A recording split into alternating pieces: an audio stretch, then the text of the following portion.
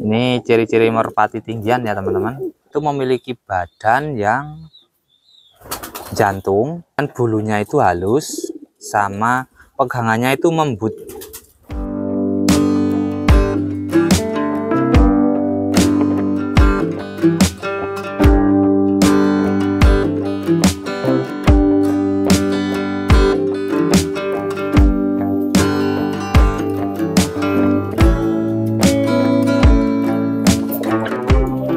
Assalamualaikum warahmatullahi wabarakatuh. Jumpa lagi di Pecinta Merpati Channel. Ya teman-teman, di video kali ini saya mau sharing atau sedikit membahas perbedaan merpati kolong dan merpati balap. Seperti apa? Oke, kita langsung saja simak videonya sampai selesai.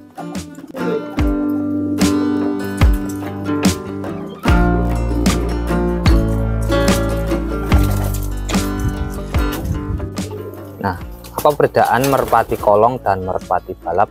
Secara gambaran, secara umum hampir mirip ya, bahkan malah ada yang sama, hampir mirip dari ciri fisiknya.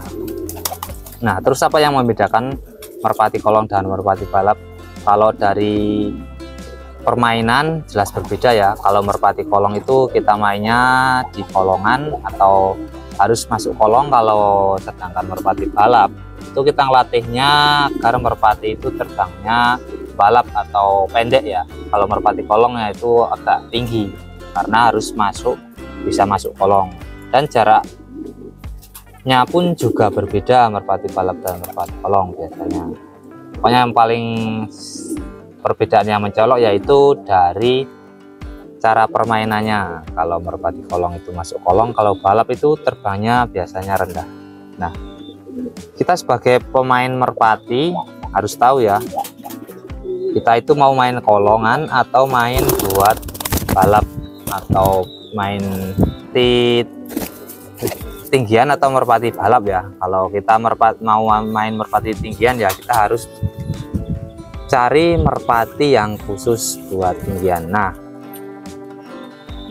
terus kalau kita perbedaannya itu seperti apa, agar kita itu kalau main itu enggak salah pilih merpati ya. Harusnya merpati tinggian kita buat balap dan balap buat tinggian. Apakah itu enggak bisa ya? Tentu saja itu enggak cocok ya teman-teman. Kalau teman-teman punya merpati balap buat main tinggian, itu juga enggak cocok, dan merpati tinggian buat balap itu juga enggak cocok. Kalau bisa sih bisa saja ya, cuma membedakan cuma permainannya saja. Nah, untuk ciri-ciri fisiknya itu secara detail ada sedikit perbedaan ya, yaitu kita bisa lihat dari bodinya dan larnya. Nah, oke, kita langsung saja ya lihat. Nah, di sini saya ada contoh, saya ambilkan contoh ini yang merpati silver ini. Ini contoh merpati tinggian. Merpati tinggian kita coba ambil ya. Nah, secara umum sih hampir mirip ya merpatinya sama merpati yang lain.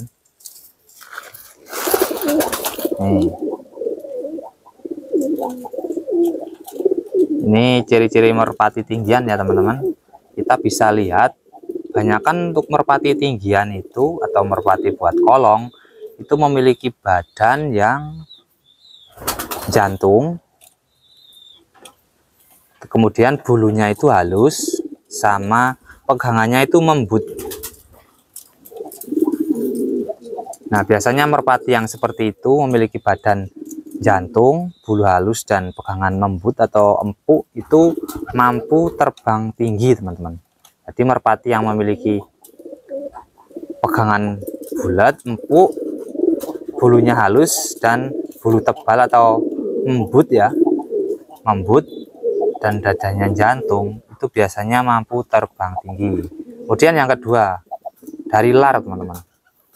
Nah, bulu merpati atau burung merpati itu memiliki lar primer atau lar utama. Nah, ini kita bisa lihat dari larnya. Untuk burung merpati yang larnya itu tumpul-tumpul dan lidinya itu agak lebar-lebar atau daun larnya lebar-lebar, itu biasanya merpati yang mampu terbang tinggi. Nah, itu cocok buat merpati kolongan atau merpati tinggian, dibandingkan merpati yang memiliki bulu larnya itu lancip-lancip, kemudian daun larnya itu tidak terlalu lebar dan larnya itu lurus, teman-teman. Biasanya lar atau lidinya itu lurus-lurus, itu biasanya kurang cocok buat main kolongan, biasanya itu susah buat terbang tinggi. Nah, itu ciri-ciri merpati balap ya. Untuk merpati kolong yang utama itu dari terah ya. Kalau terah ya tentu kita bisa prediksi dari awal. Kalau dari ciri-ciri fisiknya itu yang pertama, teman-teman, badannya itu membut, bulunya itu halus, kemudian larnya kalau merpati tinggian itu agak melengkung, kemudian daun larnya lebar-lebar, ujungnya ini tumpul-tumpul ya. Saya ambilkan lagi nih, saya yang lebih masuk lagi nih. Nah, ini terahnya tinggian. Nah, ini daun larnya tuh lebar-lebar banget ya, tuh tumpul-tumpul lebar-lebar, daun larnya lebar-lebar. Itu insya Allah kalau teman-teman punya merpati yang daun larnya lebar-lebar, kemudian badannya membut itu artinya empuk ya, atau ngapas, itu 80% mampu terbang tinggi, itu cocok buat kolongan. Untuk merpati balap itu bagaimana? Kalau merpati yang balap atau terbangnya rendah itu memiliki badan yang padat, pegangannya itu padat, teman-teman. Pegangannya itu padat atau berisi, kemudian bulunya halus juga bisa. Yang jelas badan biasanya lebih panjang, teman-teman, dibandingkan merpati kolongan. Kebanyakan badan lebih panjang, kemudian supitan itu keras, sama-sama keras. Yang signifikan banget itu kita bisa lihat larnya, teman-teman. Burung lar merpati balap biasanya memiliki lidi itu yang lurus-lurus dan bulu lar itu enggak melengkung ya. Itu kebanyakan merpati balap, teman-teman. Yang paling utama, teman-teman, perbedaannya itu dari pegangan, teman-teman. Kebanyakan merpati kolong itu pegangannya membut, badannya ngapas, sama bulu lar itu tumpul-tumpul, dibandingkan kalau merpati balap itu kebanyakan lancip-lancip, larnya itu agak panjang-panjang, kemudian jarak lar antar lar itu agak rapat ya kalau untuk merpati balap. Jadi kalau pas dibuka seperti ini biasanya lar merpati balap itu lebih kelihatan rajin dibandingkan merpati kolong. Nah, memiliki badan yang panjang untuk merpati balap. Itu ciri-ciri yang sedikit menonjol ya. Kemudian dari bentuk dadanya juga sedikit berbeda. Kalau banyakkan merpati kolong itu agak jantung-jantung ya. Untuk merpati balap itu biasanya cari yang badannya agak panjang. Nah, biasanya seperti itu karena memiliki shoot yang lebih keras atau tembaknya keras, tapi untuk kestabilan tingginya itu biasanya kurang karena buat merpati balap. Nah, seperti itu ya, teman-teman, perbedaan ciri fisik merpati kolong dan merpati balap. Itu masalah bisa buat kolongan dan enggaknya itu tergantung teman-teman ya. Sebenarnya merpati balap apakah bisa buat kolongan? Tentu saja bisa. Merpati kolongan bisa buat balap? Tentu saja juga bisa. Cuman nggak cocoknya saja ya. Untuk merpati kolong kok buat balap ya itu nggak cocok. Sama saja merpati balap buat kolong juga nggak cocok.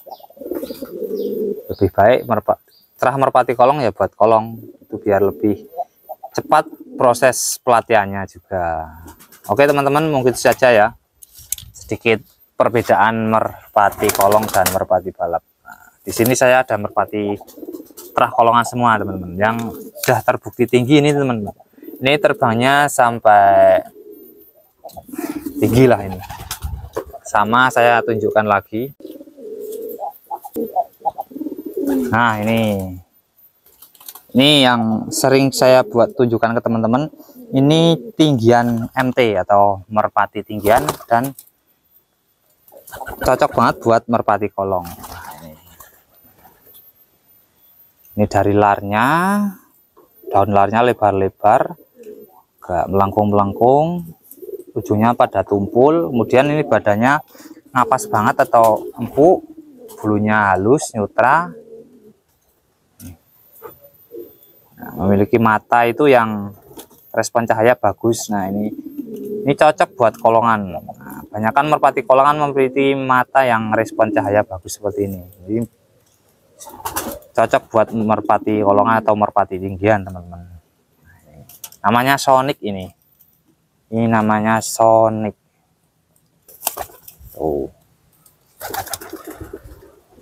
Oke ya teman-teman, mungkin itu saja videonya. Semoga teman-teman suka. Jangan lupa buat like, komen, dan subscribe serta share ke teman-teman lain. Sekian, assalamualaikum warahmatullahi wabarakatuh.